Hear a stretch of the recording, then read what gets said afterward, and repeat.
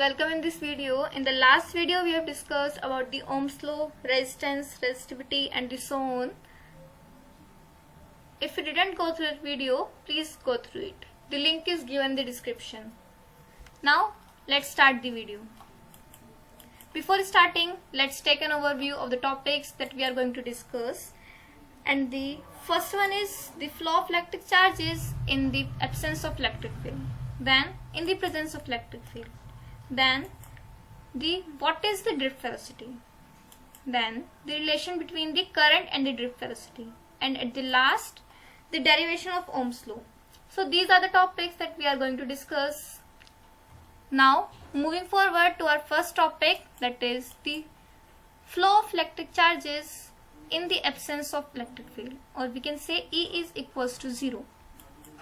As here electrons are in a state of continuous random motion due to thermal energy, so there is no preferred direction of motion, or we can say on the average the number of electrons traveling in any direction will be equal to the number of electrons traveling in the opposite direction.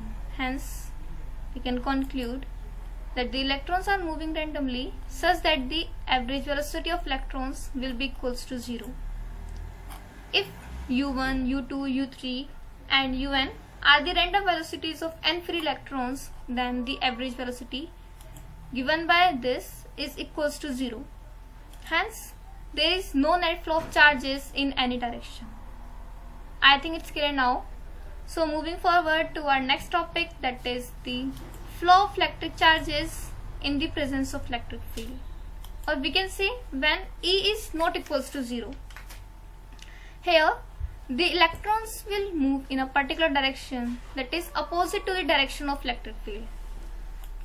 Each electron will experience a force minus EE in the opposite direction of electric field and undergoes an acceleration A, that is given by the F upon m, or the force upon mass. On putting the value of F, we finally got A equals to minus EE upon ME, where ME is the mass of the electron. As the electrons accelerate, they frequently collide with positive ions and gain a velocity component that lasts for a short time and is lost in the next collision, or we can say the gain in velocity due to acceleration is lost during collision of electrons with positive ions. Now let's see the mathematical derivation. After the collision, the velocity of an electron is given by V1 equals to U1 plus A tau 1, where tau 1 is time taken by the electrons to collide with positive ions, and U1 equals to initial velocity. Similarly, the velocity of second electron, that is V2 equals to U2 plus A tau 2. On finding the average of these velocities, that is the drift velocity, we got this formula, and where n equals to number of electrons. On solving this, we get this.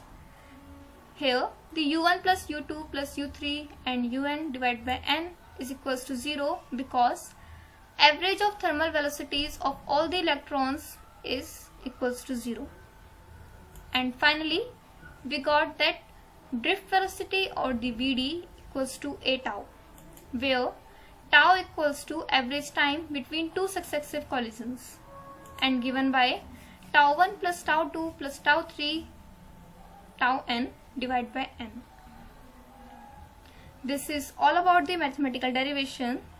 Now let's see the next topic, that is the drift velocity. What is drift velocity? The average velocity gained by the free electrons of a conductor in the opposite direction of externally applied electric field is called drift velocity. Drift velocity is given by A tau. Using A equals to minus EE upon ME, we get Vd equals to minus EE tau upon ME. And the SI unit of drift velocity is meter per second. This is all about the drift velocity. I think it's clear now. So moving forward to our next topic, that is the relation between the current and the drift velocity. Let us consider the conductor of cross-sectional area A and the length L. the volume of the conductor V equals to AL, or the area into length. If N equals to number of free electrons per unit volume, the total charge on all the free electrons, that is Q, equals to NaLe.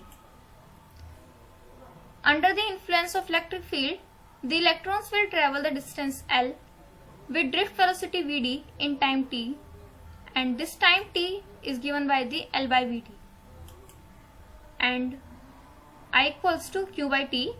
So on solving these all equations, we finally got I equals to ANEVD.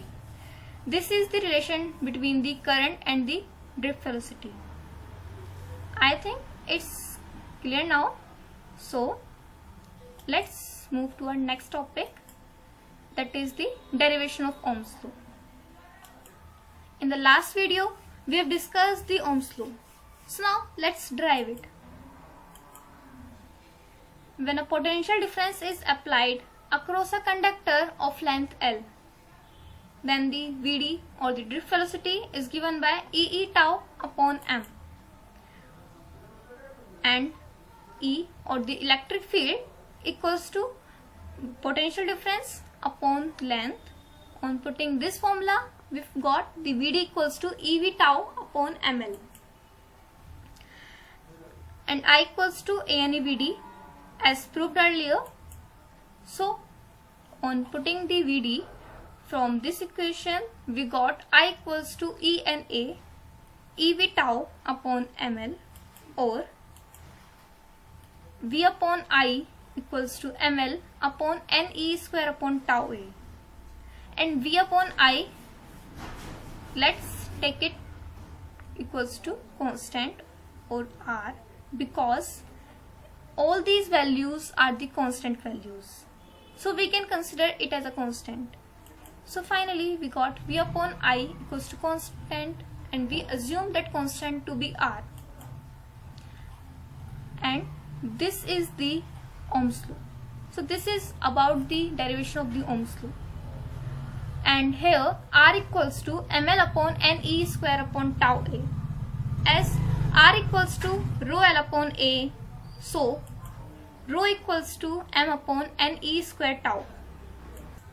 So this is all about the derivation of Ohm's law. Now let's take an example.